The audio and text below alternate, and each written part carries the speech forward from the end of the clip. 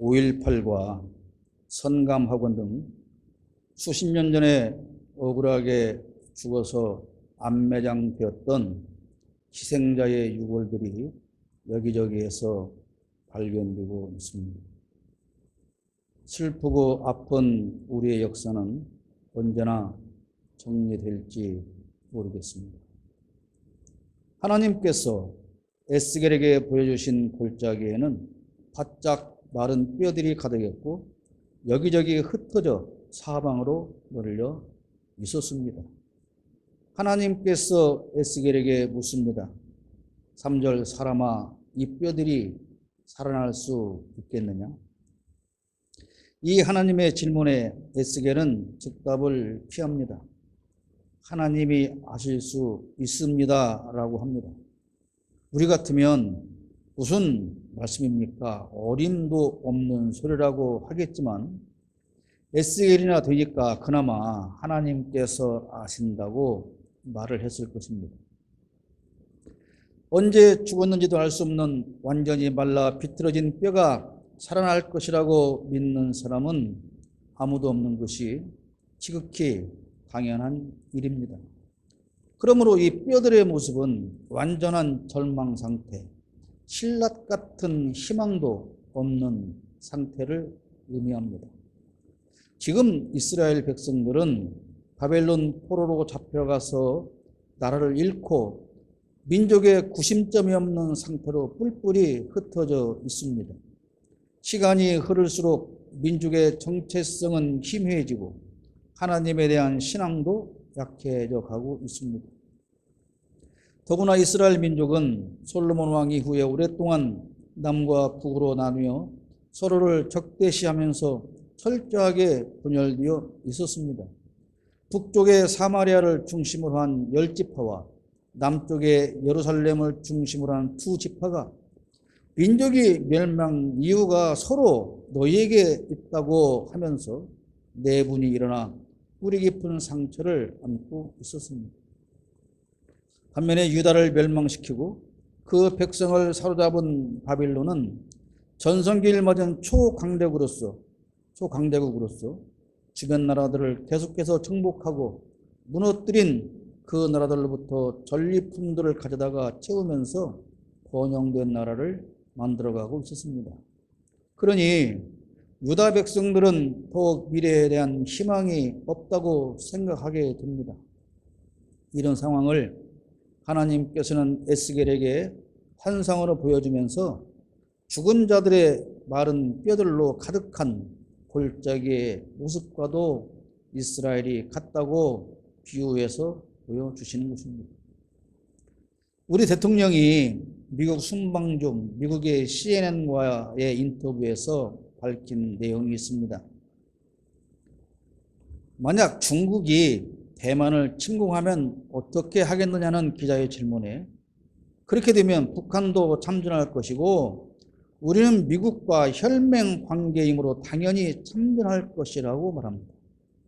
그 말대로라면 중국과 북한이 한편이 되고 미국과 대만과 우리가 한편이 되어서 전쟁을 치르겠다는 것 아닙니까?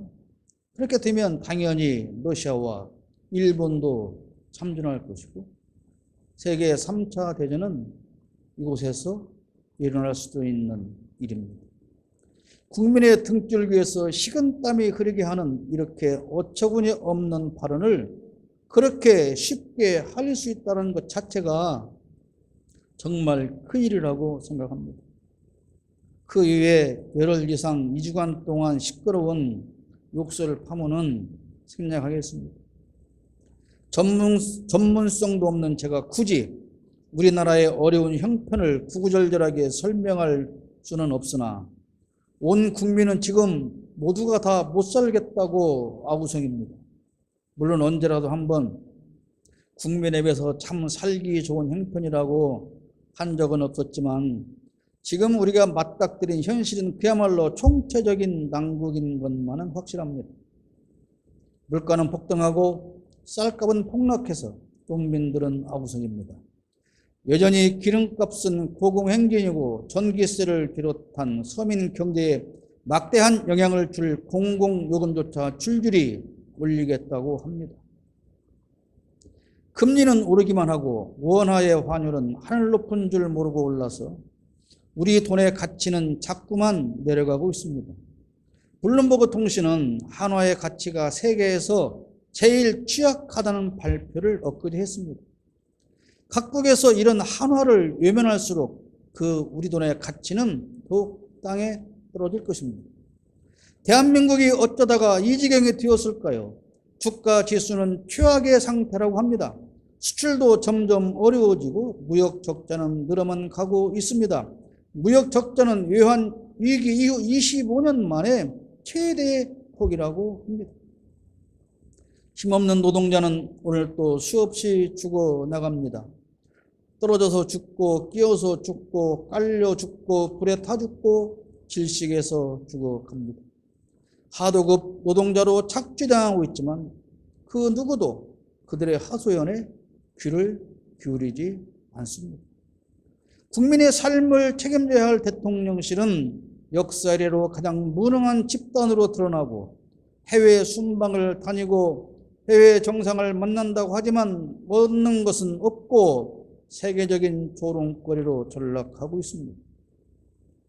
그러나 누구도 이런 문제를 해결하거나 해결할 의지도 없고 국민을 향한 거짓말만 되풀이하고 있습니다. 이런 정부를 견제하고 국민을 위한 입법 활동에 전념해야 할 여당 정치인들은 맹목적으로 무능한 대통령만 감싸고 있습니다. 북한의 핵 위험은 날로 늘어만 가고 걸핏하면 미사일을 쏘아대는데 어제도 쏘았죠. 그렇게도 동맹을 강조하는 미국은 우리의 뒤통수를 치고 자기들의 이익만을 위해서 수단과 방법을 안 가리지만 우리 정부는 아무런 대책도 없이 그저 당하고 있습니다. 공정과 자유를 그렇게도 외치지만 정적의 씨를 말리려는 수사와 감사는 전방위적으로 진행하고 사실을 보도하는 언론조차 겁박하고 있습니다. 온 국민이 다 죽는다고 해도 눈 하나 깜짝하지 않고 잡은 권력을 지키기 위한 피 터지는 싸움은 계속되고 있습니다. 자기 편은 어떤 죄를 저질러도 못 본 채 하고 정적은 어떻게든 감옥에 보내려고 무혐의로 끊는 수사를 또 하고 그래도 무혐의가 나오면 자신의 신복을 시켜서 또 수사를 시킵니다. 잡은 권력을 이용해서 어떻게든 돈을 긁어모으는 일이라면 혈안이 되어 있는 것이 아닌가 하는 의구심이 대단히 듭니다. 대통령 관저 인테리어 비용이 지난주에 발표됐는데 제가 인테리어 전문가로서 할 일이 많지만 다음에 하도록 하겠습니다. 국민은 정치권이 이용하기 위해서 갈라치기 한독에 양진영으로 나뉘어서 원수 대화합니다. 지역 정서를 이용하는 정치권 때문에 동서로 나뉘어 극심한 분열 현상을 나타내고 있습니다. 한 나라 안에서 사는 같은 국민이 마치 적국의 원수 대하듯 합니다. 그러면 교회는 어떻습니까? 어떻게든 자기 세력을 키우는 일에 혈안이 되어 있습니다. 이웃이 살든 죽든 아무런 관심도 없습니다. 할 수 있는 모든 방법을 동원해서 키우고 늘리고 부자로 가는 길을 찾습니다. 교회 지도자들은 신의 자리에 앉아서 성도를 호령하고 복종을 강요합니다. 세상이 칠흑 같은 어둠에 빠져 갈 길을 찾지 못하지만 교회는 단 한 자루의 촛불만한 빛도 비추지 못합니다. 노예에서 싸우고 총회에서 싸우며 권력 다툼을 벌입니다. 소외당하고 억울하게 피해당하는 교인이 있어도 그저 기도합시다 라는 말 한마디로 끝내버립니다. 목사라는 사람이 자기가 이용할 가치가 있다고 판단되는 정치인을 쫓아다니며 사진을 열심히 찍고 그것을 들고 다니며 갑질하고 우르카 노릇, 해결사 노릇을 합니다.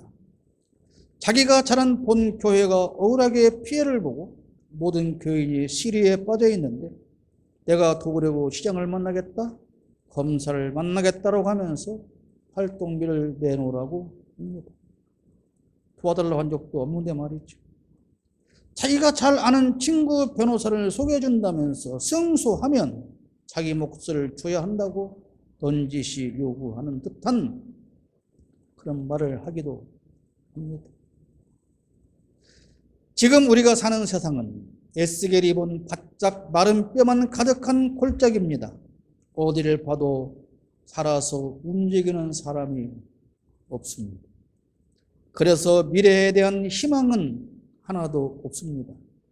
죽은 지 오래되어서 이미 바짝 말라버린 뼈가 아무리 많이 쌓여 있은들 그것들에서 어떤 미래의 희망을 볼 수가 있겠습니까? 과거에 어떤 훌륭한 사람의 뼈인지는 모르지만 이제 그 뼈들은 아무것도 할 수가 없습니다. 이 골짜기에 널려있는 정치권의 뼈를 봅시다. 희망이 있습니까? 이 나라를 가득 채운 저 정치인들의 뼈다귀가 과연 희망을 우리에게 주느냐 그런 말입니다. 건너편 골짜기에 가득 쌓여있는 저 부자들의 뼈다귀가 우리에게 희망을 줍니까? 그들을 볼 때 우리에게 희망이 생깁니까? 교육계에서 미래의 희망이 보입니까? 사법부, 입법부에서 미래의 희망이 보입니까? 대한민국 교회에서 여러분은 미래의 희망을 볼 수 있습니까? 그 어디를 봐도 희망 없는 마른 뼈만 가득 쌓여 있습니다. 그래서 우리는 지금 낙심하며 살고 있는 것입니다. 하나님은 이렇게 미래의 희망이라고는 일도 보이지 않는 마른 뼈들의 골짜기로 에스겔을 인도하시고 실상을 보여주셨습니다. 그리고 그 마른 뼈들을 향하여 말하게 하십니다. 4절 말씀에 너는 이 뼈들에게 대언하여라. 너는 그것들에게 전하여라. 에스겔 골짜기에 마른 뼈들만 보이는 것과 같은 미래의 희망이 보이지 않는 이 세상을 여러분은 그저 바라보고만 있을 것입니까? 아닙니다. 우리는 외쳐야 합니다. 무엇을 외쳐야 합니까? 하나님의 말씀을 외쳐야 합니다. 4절을 마지막을 봅니다. 너희 마른 뼈들아 너희는 나 주의 말을 들어라. 우리가 할 일은 끊임없이 외치는 것입니다. 잘못 가는 세상을 향하여 외쳐야 합니다. 잘못된 길을 가는 교회를 향해서 큰 소리로 외쳐야 합니다. 불의하고 공정하지 못한 세상과 저들을 향해서 쉬지 말고 외쳐야 합니다. 본문에 하나님께서 외치라는 대상은 사람이 아니지 않습니까? 신락 같은 희망도 가질 수 없는 마른 해골 뼈들을 대상으로 외치라는 것입니다. 멀쩡하게 살아있는 사람이 죽은 지 오래되어서 바짝 말라진 그 뼈들이 산더미처럼 쌓여있는 그 뼈들을 향해서 외친다고 그것들이 들을 귀가 있습니까? 그 뼈들을 향해서 외치는 사람을 보면 오히려 정신병자라고 말하지 않겠습니까? 그런데 하나님은 그들을 향해서 외치라고 말씀합니다. 자신이 문제를 만들고서도 한마디의 사과도 안 하고 오히려 진상조사를 하겠다고 하며 언론을 겁박하는 저들을 향해 외친다고 저들이 들을 리가 있겠습니까? 그런데도 하나님은 외치라고 하십니다. 저들이 아무리 귀를 닫고 산다고 해도 그래도 저들은 마른 뼈다귀보다는 나은 살아있는 사람이지 않느냐. 그러므로 외쳐라. 그런 말씀인 것입니다. 아무리 달래고 간청해도 듣지 않는 자녀를 향해서도 외쳐야 합니다. 늘 갑질만 하는 기득권자에게도 외쳐야 합니다. 자신의 이득 챙기는 것 외에는 아무런 관심 없는 정치인을 향해서도 외쳐야 합니다. 하나님의 말씀을 들고 저들을 향해 외쳐야 합니다. 그래야 한 점의 희망도 보이지 않는 이 세상이 희망을 볼 수 있는 세상으로 조금이나마 변하게 될 것입니다. 예수 십자가를 창고에 던져놓고 예수님을 다시 못 박는 저 못된 목회자들을 향해서도 우리는 외쳐야 합니다.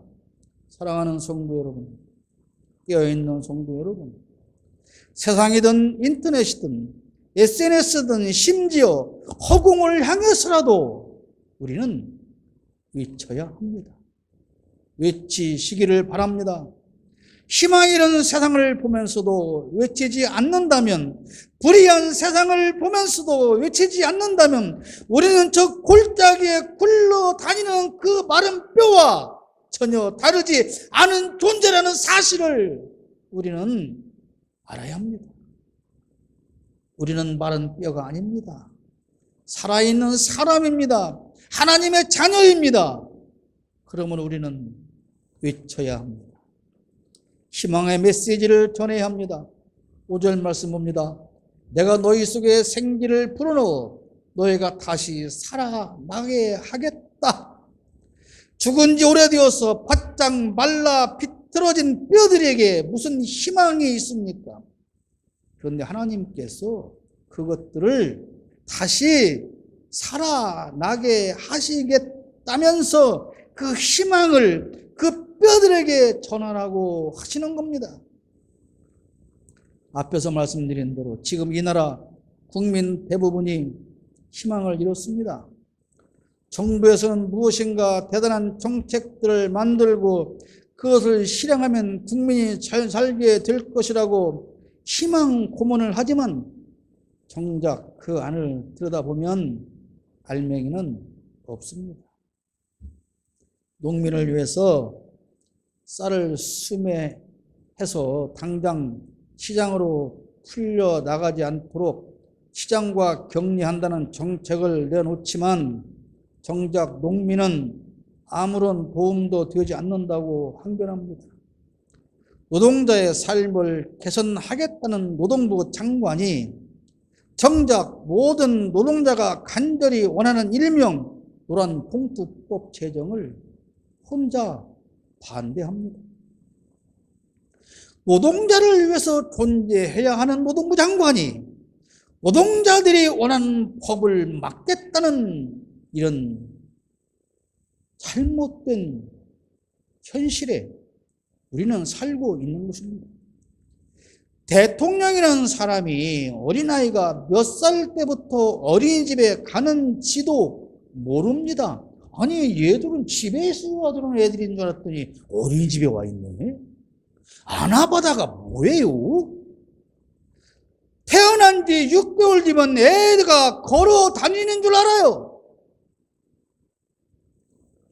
자기는 그러면 송아지 새끼처럼 엄마 뱃속에서 날 때부터 뛰어다녔답니까? 우리보다 뛰어나니까? 아니 보통 사람이 6개월 만에 걸어다니면 자기는 태어나면서부터 뛰어다녔을 거 아닙니까? 그러니까 왕노릇을 하는 거겠죠.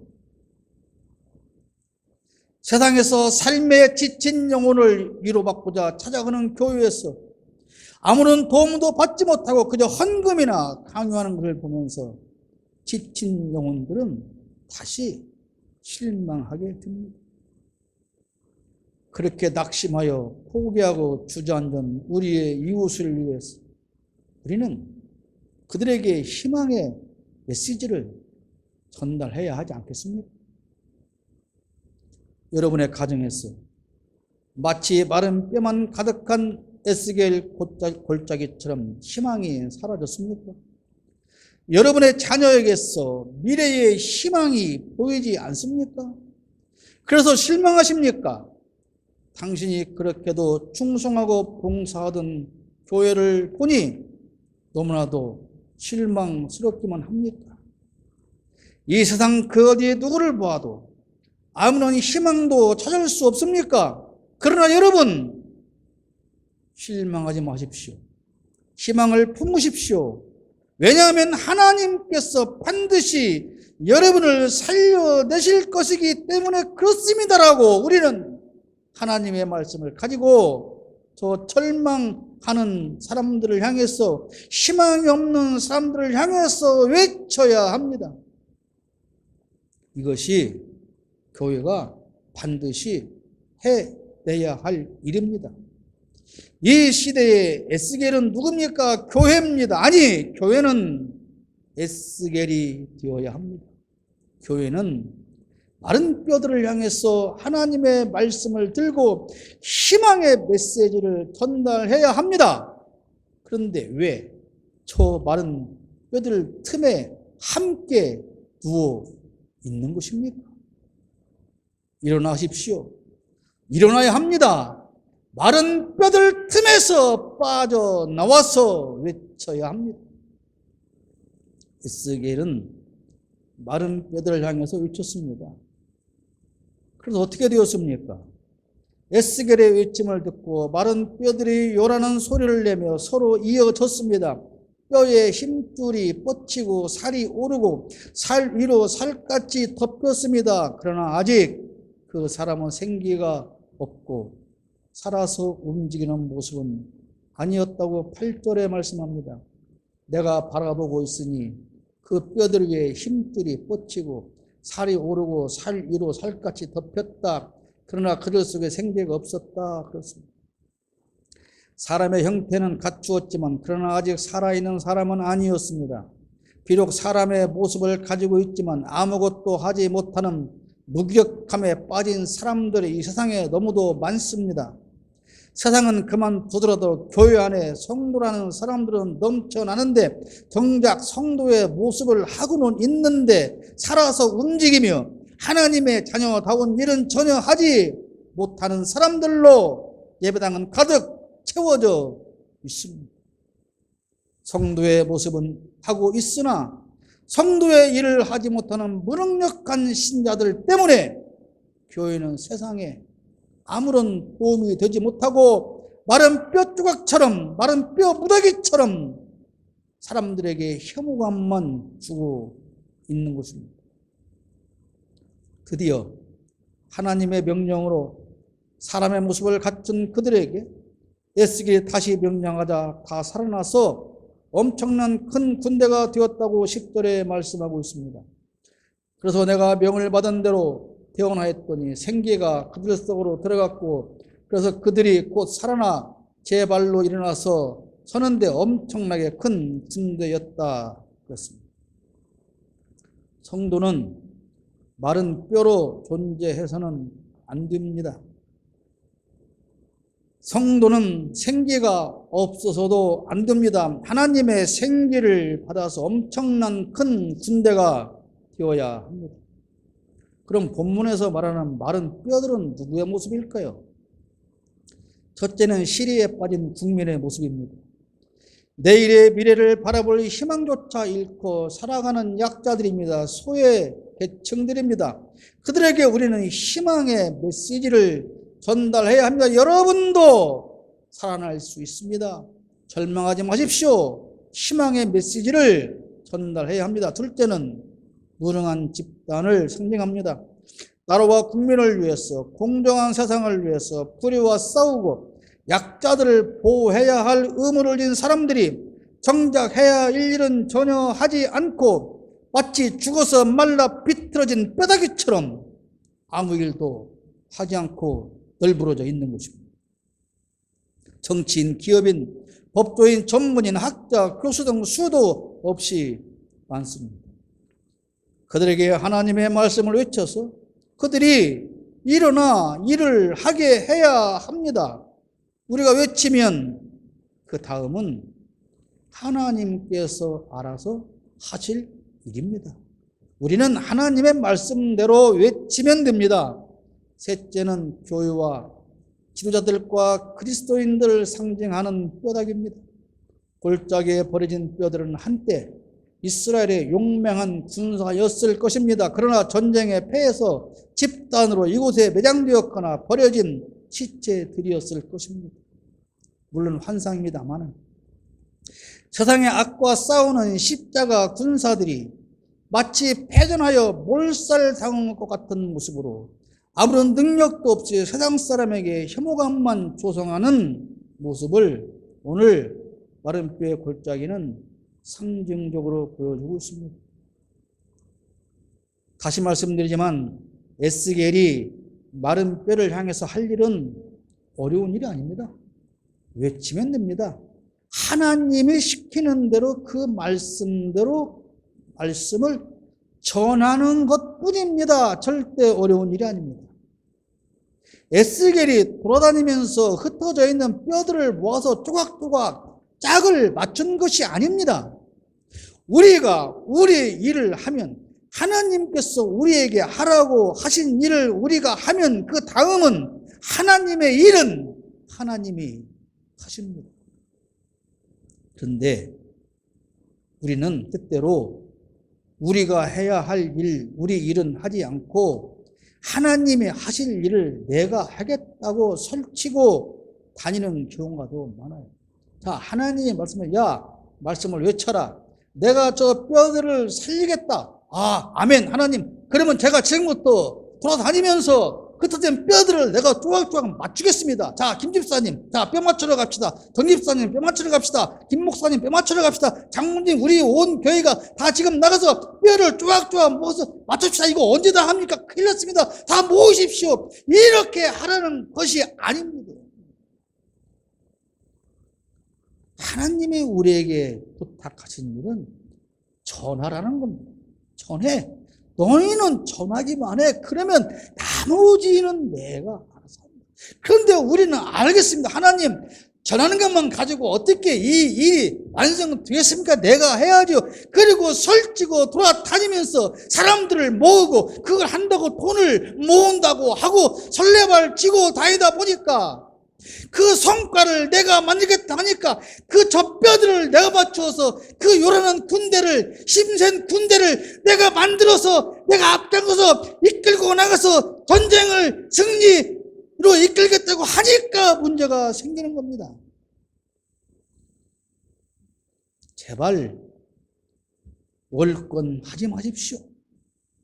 하나님의 일은 하나님이 하게 맡겨두십시오. 우리는 그저 외쳐라 하는 말씀을 외치면 성과를 만드시는 분은 하나님이라는 사실을 우리는 절대로 잊으면 안 되는 겁니다. 하나님이 할 일을 내가 하려고 하니까 돈이 필요하고 사람이 필요하고 세력이 필요하고 규모가 커져야 되는 것이고 그래서 무리를 하는 것입니다. 에스겔이 외쳤더니 뼈들이 살아났고 엄청난 큰 군대가 되었습니다. 여러분, 대한민국에 온 국민이 지금 시리에 빠져 있습니다. 우리는 그들에게 희망의 메시지를 전해야 하지 않겠습니까? 지도자를 자처하는 사람들은 그러나 마른 뼈처럼 이웃을 위해서 아무것도 하지 못하는 존재로 전락해 있습니다. 그들에게 하나님의 메시지를 전하며 우리는 경고하고 꾸짖어야 합니다. 불의와 맞서 싸워야 할 교회가 마른 뼈처럼 무기력하게 널브러져 있습니다. 그들에게도 하나님의 메시지를 전하고 외쳐야 합니다. 그래서 하나님이 그들의 뼈를 맞추고 살을 입히고 생기를 불어넣어서 용감한 군사로 만드시도록 해야 합니다. 그러면 여러분, 하나님께서 에스겔을 통하지 않고서는 마른 뼈들을 살릴 수가 없어서 에스겔에게 전하라고 했습니다. 아니, 하나님이 야 에스겔아 전해 이렇게 하는 것보다 하나님이 직접 뼈들에게 명령하면 더 쉬운 일이 아니겠습니까? 그런데 왜 에스겔에게 전하라고 대신 전하라고 하시냐고. 하나님께서 에스겔과 상관없이 할 수 있는 일입니다. 다만 하나님은 에스겔에게 사명을 주셔서 그 일을 감당토록 하신 것입니다.